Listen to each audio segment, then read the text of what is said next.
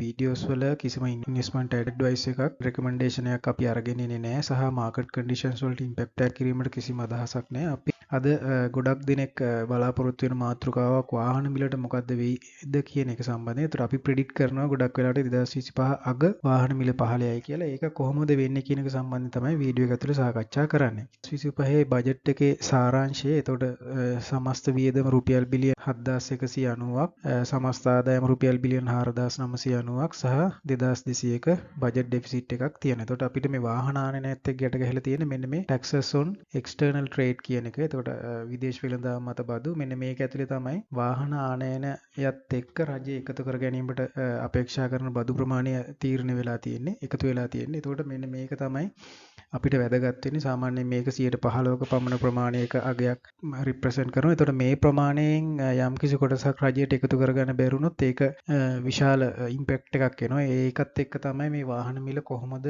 තීරණය වෙන්නේ කියන එක අපි සාකච්ඡා කරගෙන යන්නේ.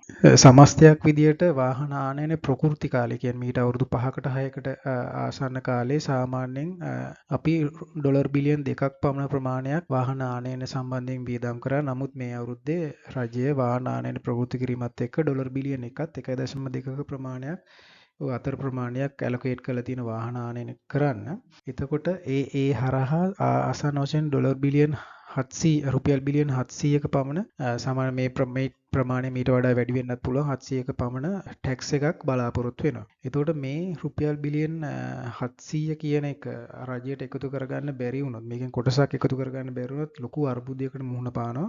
රජය එතකොට මේ ප්‍රමාණයත් ණය වලින් රිකවර් කරගන්න වෙන නිසා වර්තමානයේ වාහන ආනයනය කරන්න අවසර ලබා දුන්නත් අපිට පේනවා මේ වාහන සම්බන්ධයෙන් තියෙන ඉතා විශාල මිල නිසා අපි වැගන්ආර් එක ගත්තොත් ලක්ෂ 65ක් 70ක් සමහර විට ඊටත් වැඩි වෙන්න පුළුවන්. එතකොට සමස්තයක් විදිහට සාමාන්‍ය ලක්ෂ 2ක් 3ක සැලරි එකක් ගන්න කෙනෙකුට ලීස් එකක් දාලා වැගන්ආර් එකක් වගේ බේසික් වෙහිකල් එකක් ගන්නත් අපහසු තත්ත්වයක් තියෙනවා. ඒක නිසා අපිට සමස්තයක් විදිහට බලන්න පුළුවන් වාහන ආනයන සම්බන්ධයෙන් අර අපි ඒ කාලේ තිබ්බ වගේ ඩිමාන්ඩ් එකක් නැහැ කියන එක. බොහෝ අපේක්ෂා කරේ මේ ඇලොකේට් කරලා තියෙන මුදල් ප්‍රමාණය ඉතා ඉක්මනින් මාස කිහිපයකින් මේක ඉවර වෙලා යයි කියලා. නමුත් තියෙන දත්තත් එක්ක මේකෙන් මිලියන් 200ක 300ක ප්‍රමාණයක් තමයි අපි මැක්සිමම් මිලියන් 350ක් විතර තමයි මුල් මාස කිහිපේ යුටිලයිස් වෙලා පාවිච්චි කරලා තියෙන්නේ. එතකොට ඒකට ප්‍රධාන හේතුව මේ අඩු පහළ මට්ටමේ තියෙන ඩිමාන්ඩ් එක. එතකොට මේ විදිහට කන්ටිනියු වුණොත් මේ බිලියන් 600 හෝ 700 නැත්නම් ඊට වැඩි ප්‍රමාණයක් රජයට එකතු කරගන්න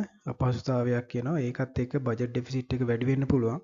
ඒක නිසා බොහෝ වෙලාවට අපිට බලාපොරොත්තු වෙන්න පුළුවන් මේ ඩිමාන්ඩ් එක වැඩි කරන්න වාහන සම්බන්ධයෙන් තියෙන ජනතාවගේ ඩිමාන්ඩ් එක වැඩි කරන්න යම්කිසි ක්‍රියාමාර්ග ප්‍රමාණයක් රජය ගනීවි කියලා. එතකොට නම්බර් 1 ටැක්සස් කොහොමත් අඩු කරන්නේ නැහැ කියලා රජය කියලා තියෙනවා වාහන ආනයන සම්බන්ධයෙන්. ඒ වගේම රජයට තනි තීරණයක් ගන්නත් බෑ IMF ප්‍රෝග්‍රෑම් එකත් එක්ක. එතකොට ටැක්සස් සම්බන්ධයෙන් ගොඩක් වෙලාවට ලිහිල් කිරීමක් සිදු වෙන එකක් නැහැ. එතකොට මේ වාහන ආනයනත් එක්ක තියෙන අනිත් කොන්දේසි ගොඩක් වෙලාවට ලිහිල් වෙන්න පුළුවන්. ඒක ඇතුලේ අපිට මේ ඩිමාන්ඩ් එක වැඩි කරන්න පුළුවන් ප්‍රධාන කරුණ විදියට මේ දැනට අවුරුදු 3ක් කියලා තියෙන රේන්ජ් එක ගොඩක් වෙලාවට මේක අවුරුදු 5ක් 7ක් ප්‍රමාණයකට වැඩි කරොත් බොහෝ වෙලාවට අඩු වැලියු එකක් තියෙන වාහනයක් ගැනීමේ හැකියාව තියෙන සාමාන්‍ය ජනතාවට. එතකොට ඒ හරහා මේ ඩිමාන්ඩ් එක ඉහළ ගිහිල්ලා මේ බදු ප්‍රමාණය රජයට එකතු කර ගැනීමේ හැකියාව තියෙනවා. එතකොට මේ කොන්දේසි ගොඩක් වෙලාවට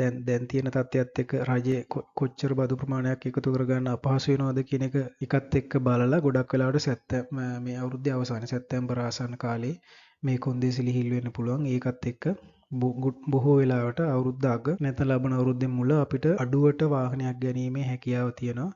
ඒත් එක්ක මේ රජයට මේ බදු ප්‍රමාණය එකතු කර ගැනීමේ හැකියාවක් තියෙනවා.